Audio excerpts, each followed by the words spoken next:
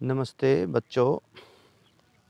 आज हम अपनी कक्षा 7वीं की संस्कृत की जो पुस्तक है रुचिरा, उसका पाठ 13 पढ़ेंगे और पाठ 13 का शीर्षक होगा अमृतम संस्कृतम।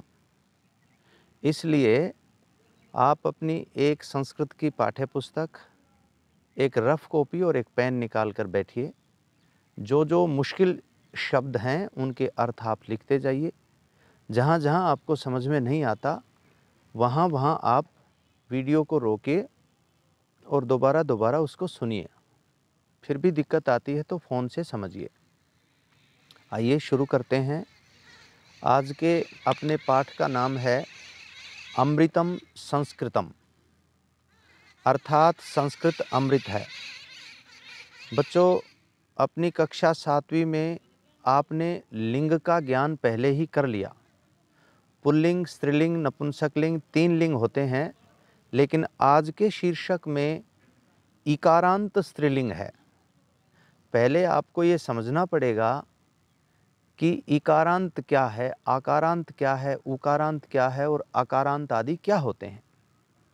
तो इसका उत्तर है संक्षिप्त, जिस किसी शब्द के अंत में जिस किसी एक स्वर की ध्वनि हमें महसूस होती है, जो स्वर वो निकल रहा है अक्षर के यानी शब्द के अंत में, वही वह शब्द अंत कहलाता है। माना कि बाला शब्द है तो ब जमा आ जमा ल जमा आ, इसका विच्छेद किया।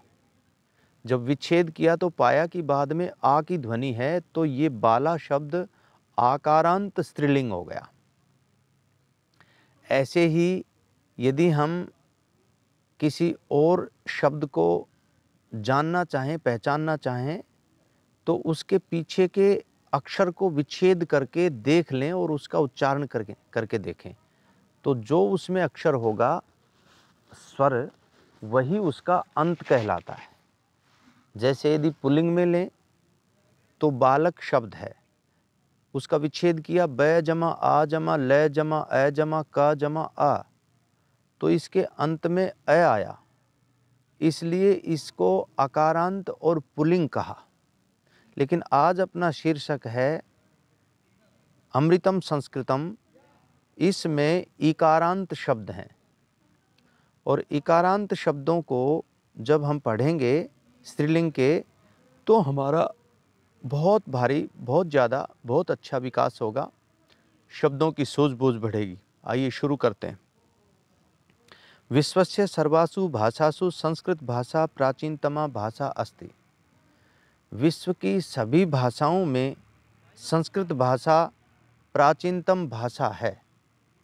भाषेयम बहीनाम भाषाणाम जननी मता।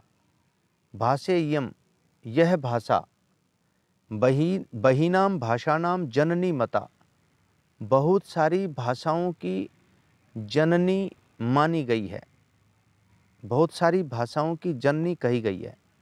अस्यामेव भाषायामेव, इसी भाषा में ही, अस्यामेव भाषायाम, इसी भाषा में ज्ञान विज्ञानयोः निधि, ज्ञान विज्ञान का खजाना, सुरक्षितो अस्ति, सुरक्षित है। यथोक्तम, जैसा कि कहा गया है।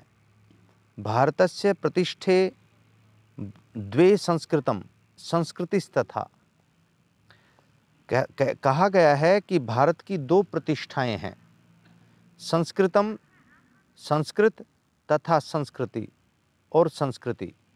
भारत की 2 प्रतिष्ठाएं हैं, संस्कृत और संस्कृति। इयं भाषा अति वैज्ञानिकी, यह भाषा बहुत वैज्ञानिकी है।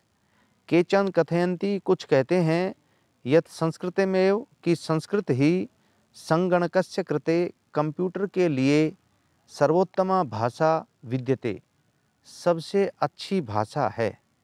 अस्याः वाङ्मयम्, इसका इतिहास या इसका साहित्य, वाङ्मय का मतलब होता है इसका साहित्य, वेदई, वेदों के द्वारा, पुराणई, पुराणों के द्वारा, नीतिशास्त्री नीतिशास्त्रों के द्वारा, चिकित्सा शास्त्रादिभिश्च और चिकित्सा शास्त्र आदि के द्वारा समृद्धम अस्ति, समृद्ध है। कालिदास सदृशानां विश्वकवीनां, कालिदास आदि विश्व कवियों के काव्य सौंदर्यम, विश्व कवियों का काव्य सौंदर्य अनुपमम, अनोखा है। चाणक्य रचितम अर्थशास्त्रम, चाणक्य के द्वारा रचा गया अर्थशास्त्र जगति प्रसिद्धम अस्ति, संसार में प्रसिद्ध है।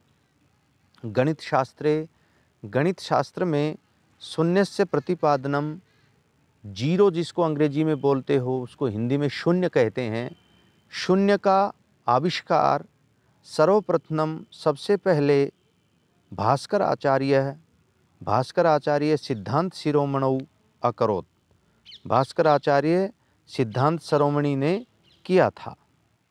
चिकित्सा शास्त्र में चरक शुश्रुतयोः योगदानम, चरक और सुश्रुत का योगदान विश्व प्रसिद्धम, दुनिया में प्रसिद्ध है। संस्कृते यानी अन्यानि शास्त्राणि, संस्कृत में जो दूसरे शास्त्र हैं, विद्यन्ते मानी हैं, तेसु खगोल विज्ञानम, उनमें खगोल विज्ञान, अर्थात उसको यूँ ही आप लोग खगोल बोलते हो लेकिन उसका अर्थ होता है अंतरिक्ष विज्ञान, वास्तुशास्त्र, वास्तु का मतलब होता है किसी दिशा आदि को किस तरह से कैसे मतलब जाने पहचाने, उसमें क्या क्या नियम हैं और किस तरह से जैसे घर बनाए जाते हैं वास्तु के हिसाब से बनाते हैं। रसायन शास्त्र, ज्योतिष शास्त्र और विमान शास्त्र आदि उल्लेखनीय हैं।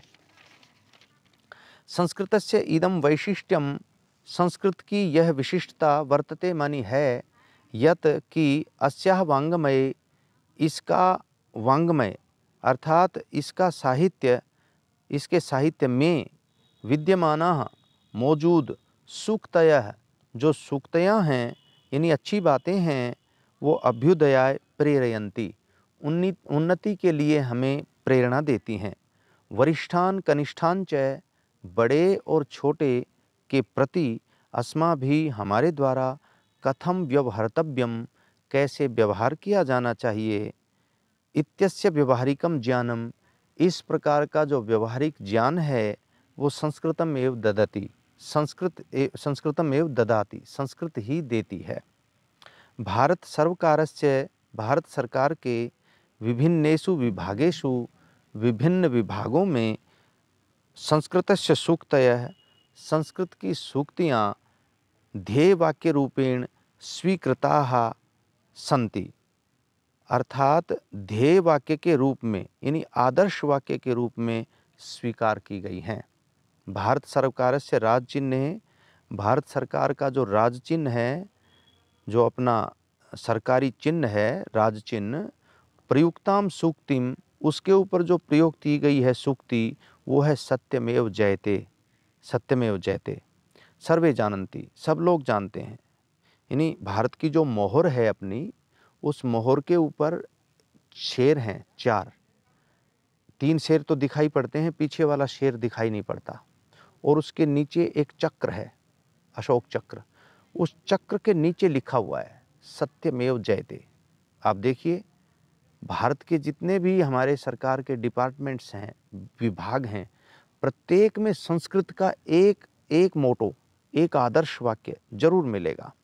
एवं इसी तरह से राष्ट्रीय शैक्षिक अनुसंधान प्रशिक्षण परिषद, जिसको आप बोलते हो NCERT, नेशनल, राष्ट्रीय नेशनल, यानी NCERT जिसको आप राष्ट्रीय शैक्षण अनुसंधान प्रशिक्षण परिषद कहते हो, उसका ध्येय वाक्य भी विद्यामृतम अश्नुते, विद्यामृतम अश्नुते, विद्या से अमृत प्राप्त होता है, ये उसका ध्येय वाक्य है। बच्चों ये प्रश्न बनेगा, इसलिए इसको याद करना है इसी समय कि भारत का राज चिन्ह है, उसका ध्येय वाक्य क्या है और NCERT का ध्येय वाक्य क्या है, ये सब अभी बनने वाला है प्रश्न। अगला है केचन कथयन्ति, कुछ कहते हैं यत् संस्कृत भाषायां कि संस्कृत भाषा केवलम धार्मिकम साहित्यम वर्तते, केवल धार्मिक साहित्य है, ऐसा धारणा समीचीना नास्ति, ये धारणा उचित नहीं है, ठीक नहीं है। कुछ लोग कहते हैं कि संस्कृत भाषा केवल धार्मिक, संस्कृत भाषा केचन कथयन्ति, कुछ कहते हैं यत् संस्कृत भाषायां कि संस्कृत भाषा में केवलम धार्मिकम साहित्यम वर्तते, केवल धार्मिक साहित्य है बस, ऐसा ही कहते हैं। यद्यपि धर्म में तो सब कुछ आ जाता है, व्यवहार सारा आता है उसमें, लेकिन फिर भी ये धारणा बनी हुई है, ऐसा धारणा समीचीना नास्ति, ये धारणा ठीक ठीक नहीं है। संस्कृत ग्रंथेषु, संस्कृत के ग्रंथों में मानव जीवनाय, मनुष्य के जीवन के लिए विविधा विषयाः, बहुत सारे विषय समाविष्टाः सन्ति, आते हैं, छुपे हुए हैं, समाये हुए हैं। महापुरुषाणाम मतिः, महापुरुषों का जो मानना है, उनकी जो बुद्धि है, उत्तम जनानाम धृतिः, और उत्तम लोगों का धैर्य, सामान्य जनानाम जीवन पद्धति च, और सामान्य लोगों के जीवन का ढंग, वर्णिता सन्ति, इसमें बताया गया है, संस्कृत में समझाया गया है। क्या समझाया है? महापुरुषों की बुद्धि कैसी थी, उत्तम जनों का धैर्य कैसे होना चाहिए, और सामान्य जन जो हैं उनकी जीवन पद्धति, ये सब इसमें वर्णन किया गया है। अतः अस्माभिः संस्कृतम अवश्यमेव पठनीयम, इसलिए हमारे द्वारा संस्कृत अवश्य ही पढ़ी जानी चाहिए। ये मनुष्यस्य समाजस्य च, जिससे कि मनुष्य का और समाज का परिष्कार भवेत, शुद्धिकरण होवे, जिससे कि मनुष्य और समाज शुद्ध होवें। इस तरह से इसलिए संस्कृत को पढ़ना चाहिए। कुछ विद्यार्थी संस्कृत लेकर खुश नहीं है, उनके दिमाग में यह है कि मेहनत करनी पड़ेगी। याद रखो, शेर शक्तिशाली है, खूब ताकतवर है संसार का, लेकिन उसको भी शिकार प्राप्त करने के लिए मेहनत करनी पड़ती है, छुपना पड़ता है, भागना पड़ता है हिरण के पीछे, और बार बार कांटे, झाड़ियाँ, उनको क्रॉस करना पड़ता है, छलांग लगानी पड़ती है, नींद छोड़नी पड़ती है, तब जाकर के वो मिले तो मिले, नहीं तो कई बार उसके मुंह पर लात भी लगती हैं, तब जाकर के शेर को शिकार मिलता है। तो लिखा है कि इसलिए हमें संस्कृत को अवश्य ही पढ़ना चाहिए, जिससे कि मनुष्य जो है समाजस्य च परिष्कार भवेत, और मनुष्य और समाज का परिष्कार है भवेत, शुद्धिकरण होवे। उक्तं च, कहा भी है, अमृतम संस्कृतम मित्र, हे मित्र संस्कृत अमृत है, सरसम सरलम वचः, इसके अंदर रस वाली और क्या क्या बताएं कि मधुर है और ये सरल है।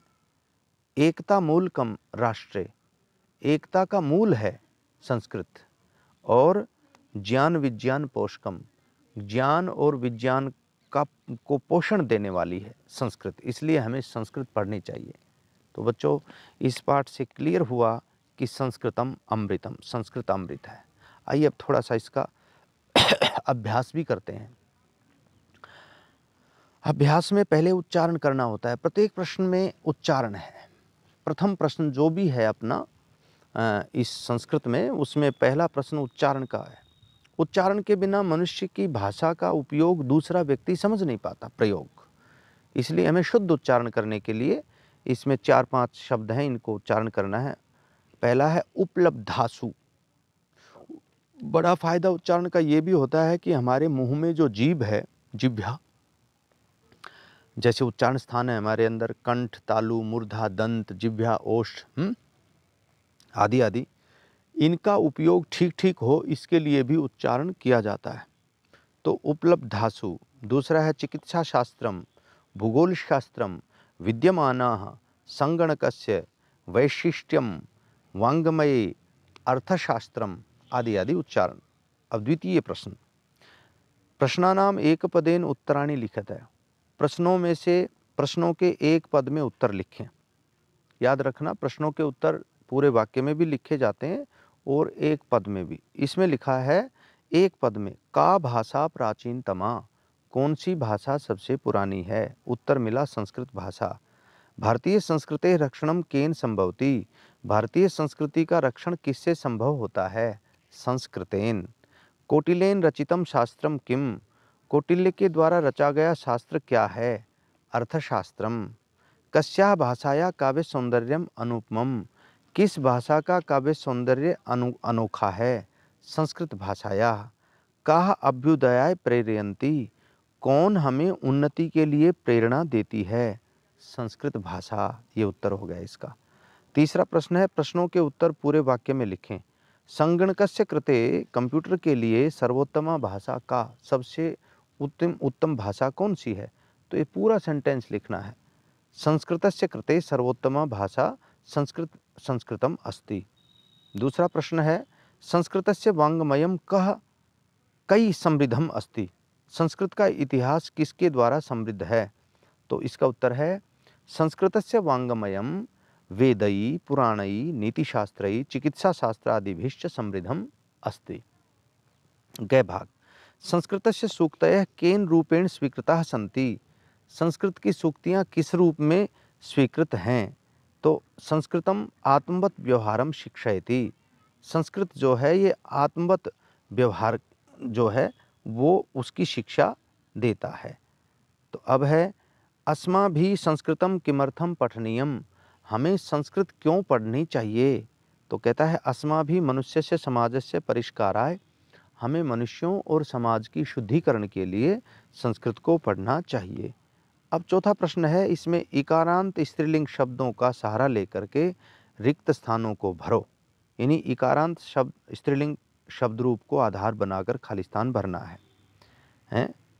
जैसे गति है, ये प्रथमा है, तो गति गति गतयः, मति मति मति मतयः, इसका भी प्रथमा। बुद्धि का द्वितीया लिखना है, बुद्धिम बुद्धि बुद्धि। प्रीति का तृतीया लिखना है। अभी आप समझे प्रथमा द्वितीया तृतीया ये क्या है? तो ये कारक हैं और उनकी विभक्ति है, कारकों की विभक्तियाँ, कारक विभक्ति प्रकरणम है एक। यानी प्रथमा द्वितीया तृतीया चतुर्थी पंचमी षष्ठी सप्तमी और उसके बाद संबोधनम, इस तरह से ये विभक्ति हैं। तो प्रीति का द्वितीया में प्रीतिम प्रीति प्रीति ही, नीति तृतीया नित्या नीतिभ्याम नीतिभिः, शांति तृतीया शांत्या शांतिभ्याम शांतिभिः, मति चतुर्थी मत्यै मतिभ्याम मतिभ्यः, प्रकृति चतुर्थी प्रकृति प्रकृतिभ्याम प्रकृतिभ्यः। एक ऊपर एग्जाम्पल दे दिया, नीचे उसका फिर आंसर अपने को स्वयं भरना है उसके अकॉर्डिंग। कीर्ति का पंचमी, कीर्त्याः कीर्तिभ्याम कीर्तिभ्यः, गति का पंचमी, गीति का गीत्याः गीतिभ्याम गीतिभ्यः, सूक्ति षष्ठी सूक्ते सूक्त्यो सूक्तीनाम, कृति षष्ठी कृत्ये कृत्यो कृतीनाम, धृति सप्तमी धृतौ धृत्यो धृतिषु, भीति सप्तमी भीतौ भीत्यो भीतिषु, मति संबोधन हे मते हे मतया, इस तरह से। और अब पांचवा प्रश्न है, रेखांकित पदों का सहारा लेकर के प्रश्नों का निर्माण करो। संस्कृते ज्ञान विज्ञानयो निधि सुरक्षितो अस्ति, संस्कृत में ज्ञान विज्ञान की निधि सुरक्षितो अस्ति, निधि शब्द है, इसकी जगह आएगा कह सुरक्षितो अस्ति। संस्कृतमेव संगणकस्य कृते सर्वोत्तमा भाषा, संस्कृत ही संगणकस्य, संगणकस्य का क्या आएगा? कस्य, यहाँ पर कस्य। शल्य क्रियाया वर्णनम संस्कृत साहित्य अस्ति, संस्कृत साहित्य मानी यहाँ पर क्या आएगा? कुत्र। शल्य क्रिया वर्णनम, जो ऑपरेशन जिसको बोलते हैं उसका वर्णन संस्कृत साहित्य में है, तो यहाँ पर कुत्र अस्ति। फिर वरिष्ठान के नीचे अंडरलाइन रेखांकित किया हुआ है, वरिष्ठान प्रति अस्माभिः प्रियम व्यवहर्तव्यम, तो इससे है कान प्रति, किसके प्रति? वरिष्ठान की जगह कान आ जाएगा। छठा प्रश्न है, उदाहरण के अनुसार पदों की विभक्ति और वचन लिखो। उदाहरण के अनुसार पदों की विभक्ति और वचन देखिए, जैसे पदानि विभक्ति, वचनम उत्तराणि। पदानि है संस्कृते गति, तो संस्कृते का इसमें दिया है षष्ठी विभक्ति और एक वचनम, उदाहरण दिया है। यानी कि इस पूरे प्रश्न में पद दिए हुए हैं, यानी शब्द दिए हुए हैं, उनकी विभक्ति और वचन अपने को बताने हैं। तो संस्कृते एग्जाम्पल दिया था, उसकी षष्ठी विभक्ति है और एक वचनम है। गति का प्रथमा एक वचनम, नीतिम का द्वितीय एक वचनम, सूक्तयः का प्रथमा एक वचनम, सूक्तयः का प्रथमा एक वचनम, शांत्या का तृतीया एक वचनम, प्रीत्यई चतुर्थी विभक्ति का एक वचनम, मतिषु सप्तमी विभक्ति का बहुवचनम। इस तरह से ये इसका उत्तर हो गया। अब अंतिम प्रश्न है, सातवां प्रश्न, यथायोग्य जोड़ना है। यानी क भाग में 5 शब्द लिखे हैं और ख भाग में 5 शब्द लिखे हैं, उनको जोड़ना है। जैसे क में लिखा है कौटिल्येन, तो इसको हम जोड़ेंगे अर्थशास्त्रम रचितम, ख भाग के तीसरे से जोड़ देंगे। इसी तरह क भाग का ख है चिकित्सा शास्त्रे, इसको हम जोड़ेंगे ख भाग के चौथे से, चरुक्षुश्रुत्रयोः योगदानम। शून्य से आविष्कार करता, शून्य का आविष्कार करने वाले कौन थे? तो आर्यभट्ट है। संस्कृतम, संस्कृतम ऐसा लिखा है, तो इसका क्या? ज्ञान विज्ञान पोषकम। सुक्तयः, सुक्तयः का क्या? अभ्युदयाय प्रेरयन्ति। तो इस तरह से अपने को ये पूरा पाठ पढ़ना है, समझना है और याद करना है। और इसमें ध्यान देने की बात यह है कि इसमें स्त्रीलिंग के बहुत सारे शब्द आए हैं, जैसे संस्कृति, स्मृति, नीति, सूक्ति, परिस्थिति, पद्धति, दृष्टि, धृति, शांति, प्रीति आदि आदि। ये सारे के सारे शब्द गति, मति स्त्रीलिंग के हैं ये। तो इस पूरे पाठ में स्त्रीलिंग शब्दों का ही ज़्यादा मतलब प्रयोग था। और दूसरी बात और क्या है कि इस पाठ में स्मृति, नीति, सूक्ति, परिस्थिति, पद्धति, दृष्टि, धृति, शांति, प्रीति आदि जो शब्द प्रयोग हुए हैं, ये स्त्रीलिंग में ही प्रयोग होते हैं। इन शब्दों का प्रयोग स्त्रीलिंग में ही होता है। यानी और एक बात और भी है कि इन शब्दों में चतुर्थी, पंचमी, षष्ठी, सप्तमी विभक्तियों के एक वचनम में दो दो रूप हैं। कौन कौन सो के? जैसे आया है इसमें गत्यई गतये, गत्या गते, गत्याम गतौ, यानी एक ही क्या कहें कि विभक्ति के किसी एक वचन में, एक ही विभक्ति के किसी एक वचन में दो दो रूप बने हैं। ये है मेन बात। जैसे गत्यई और गतये, गत्याह और गते, गत्याम और गतौ, ये तो ये देखने लायक है। और अगला क्या है कि अपने को समझना है कि गणित शास्त्रम, मैथमेटिक्सम, है ना, ये किसने जो है अपने को दिया शून्य का ज्ञान, इसमें ये सब सीखना है। इनको अंग्रेजी में, गणित शास्त्र को अंग्रेजी में मैथमेटिक्स कहते हैं, चिकित्सा शास्त्र को मेडिकल साइंस कहते हैं, वास्तु शास्त्र को कहते हैं क्या है वास्तु शास्त्र का, सॉरी अभी ध्यान नहीं है इसमें, और एस्ट्रोनॉमी ज्योतिष शास्त्र है, ज्योतिष शास्त्र को एस्ट्रोनॉमी कहते हैं, रसायन शास्त्र को केमिस्ट्री, विमान शास्त्र को जैसे एरोप्लेन वगैरह होती हैं वो विमान शास्त्र, तो आदि आदि इसमें सारा दिया है। मैं उम्मीद रखता हूँ कि आप इस पाठ को अच्छे से पढ़ेंगे, विचारपूर्वक। इसमें जो कोई कन्फ्यूजन्स होंगे वो आप हमसे फ़ोन करके पूछेंगे, हम आपकी हेल्प करेंगे। और इस तरह से आपका ये 13वां पाठ संस्कृत का, कक्षा 7वीं का, जिसका स्त्रीलिंग में, जिसमें बहुत सारे वाक्य थे और इकारांत थे, जो अमृतम संस्कृतम नाम से था, ये संपन्न हुआ अभ्यास सहित। उम्मीद है आप इस पाठ को अवश्य करेंगे। धन्यवाद आपका।